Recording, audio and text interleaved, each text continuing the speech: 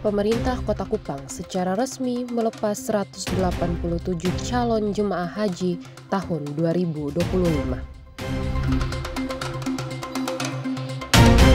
Satuan Polisi Pamong Praja Provinsi Nusa Tenggara Timur membongkar puluhan lapak liar yang berdiri di depan Kompleks Sport Center Gedung Olahraga Oipoi Kupang.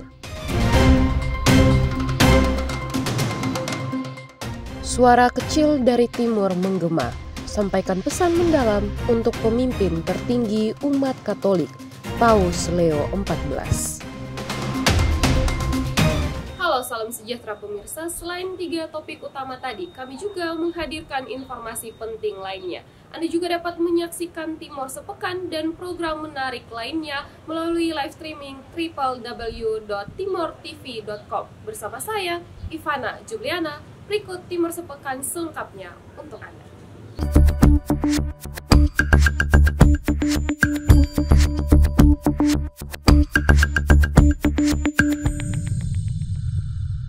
Pemerintah Kota Kupang secara resmi melepas 187 calon jemaah haji tahun 2025. Acara pelepasan berlangsung di kantor Wali Kota Kupang dengan suasana yang haru mengiringi perjalanan spiritual para tamu Allah menuju Tanah Suci. Berikut informasi selengkapnya untuk Anda. Suasana bahagia mewarnai prosesi pelepasan jemaah haji asal Kota Kupang yang berlangsung pada Senin pagi. Acara berlangsung di kantor Wali Kota Kupang melepas 187 calon jemaah haji yang terdiri dari 92 pria dan 134 wanita. Pelepasan dilakukan secara resmi oleh pemerintah Kota Kupang menuju Tanah Suci Mekah untuk menunaikan ibadah haji tahun 2025. Bersama-sama dengan Kepala Kantor Perwakilan Kementerian Agama dan juga Forkopimda pemerintah Kota Kupang, kami melepas sebanyak 187 calon jamaah haji dari Kota Kupang, dan harapannya semua persiapan keberangkatan bisa berjalan dengan baik, berjalan dengan lancar, dan Bapak Ibu jemaah haji bisa kembali di Kota Kupang membawa transformasi pikiran, nilai keagamaan dan juga hati yang bisa menjadi teladan bagi masyarakat Kota Kupang. Sementara itu, Kepala Kantor Wilayah Kementerian Agama Kota Kupang, Antonius Nggaarua menjelaskan, kuota jemaah haji Kota Kupang mengalami peningkatan sebanyak 16 orang. Jadi, total jemaah haji tahun ini sebanyak 254. Jumlah ini masih mengalami pengurangan sebanyak 36 jemaah haji karena pindah atau bertugas di tempat lain sebanyak 36 jemaah. Sedangkan yang mutasi masuk ada 5 jemaah. 38 orang saat ini menunggu di Surabaya. 187 calon jemaah haji yang berangkat rata-rata telah mendaftarkan sejak 10 tahun lalu. Yang saya laporkan tadi, ada yang mutasi keluar, ada 34 jemaah, ada yang mutasi masuk, ada 5 jemaah kita, lalu ada 38 orang yang sekarang menunggu di Surabaya, karena mereka sudah pindah domisili di Surabaya. Mereka masuk kota haji Kota Kupang, ya. Total semua berapa? Total 254 jemaah haji Kota Kupang tahun ini. Itu kotanya? Kota. Yang berangkat untuk... Yang kita lepas hari ini 187 orang. Pemerintah Kota Kupang berharap seluruh jemaah haji dapat menunaikan ibadah haji dengan lancar, sehat, dan kembali ke tanah air sebagai haji yang mabrur. Dari Kupang, Rian Bui 5, Timor TV melaporkan. Zahrotun Ulin Nasro, remaja berusia 18 tahun ini menggantikan ayahnya untuk berhaji karena sang ayah meninggal dunia. Jamaah calon haji belia asal Pati, Jawa Timur ini memanfaatkan kesempatan berhaji dengan berdoa langsung di depan Ka'bah agar kelak menjadi poluan.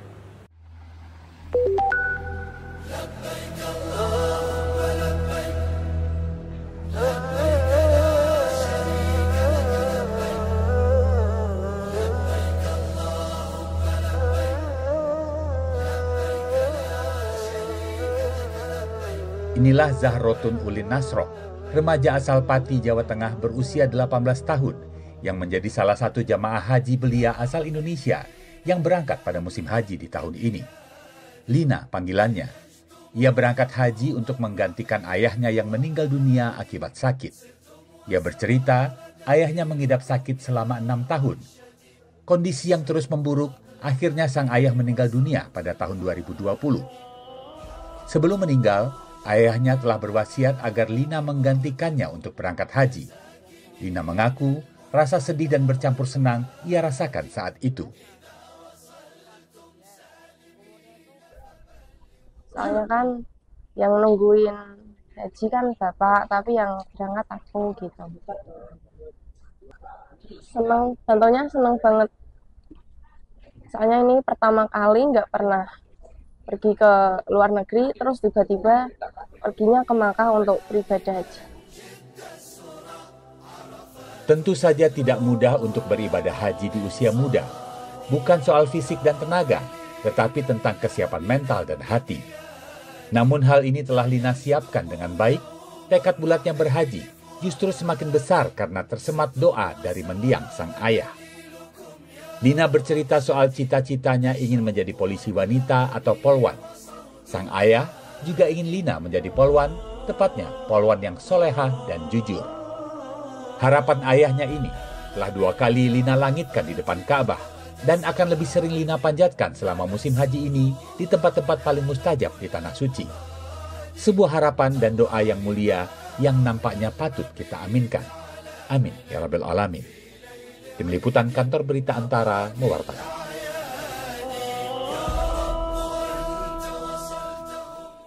Pemirsa, meski dengan berbagai keterbatasan, pasangan jamaah calon haji lansia yang sudah seperti lovebird bernama Kuyai Maksum dan Endang Tri Nurningsih ini akhirnya bisa menjalankan ibadah haji bersama-sama di tahun 2025.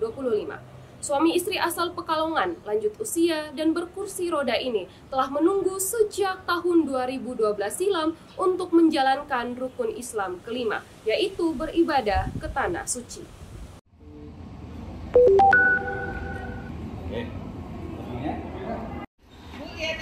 Sambil dirangkul Pak.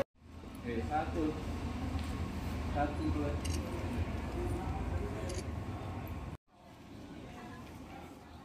Kuyai Maksum dan Endang Tri Nurningsih merupakan sosok yang sangat beruntung.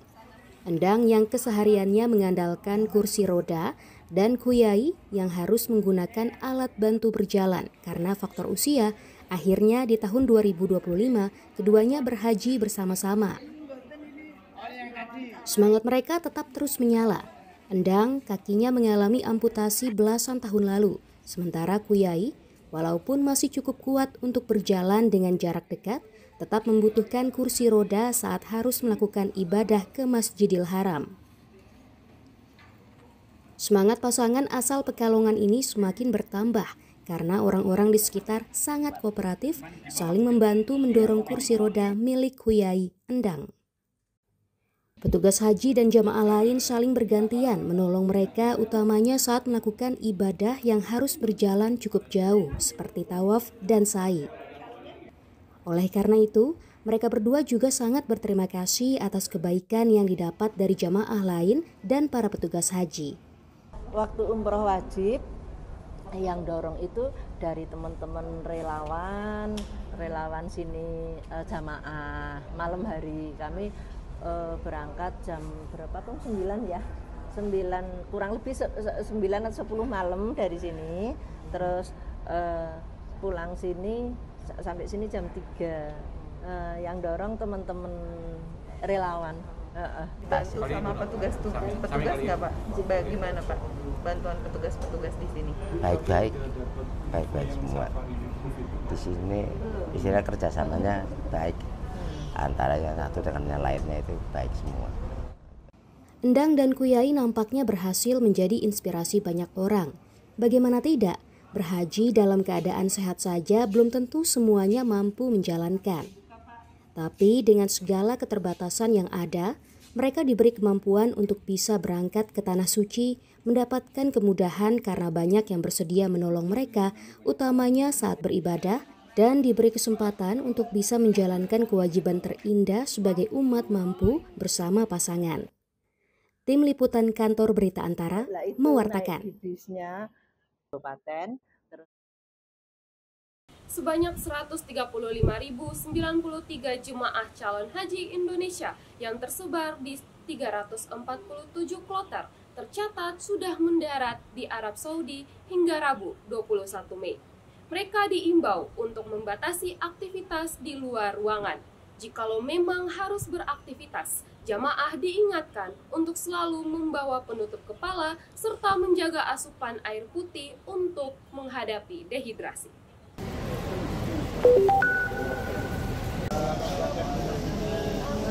Hingga Rabu 21 Mei pukul 6 waktu Arab Saudi atau 10 waktu Indonesia Barat, tercatat sebanyak 347 kelompok terbang jamaah haji Indonesia telah tiba di Tanah Suci.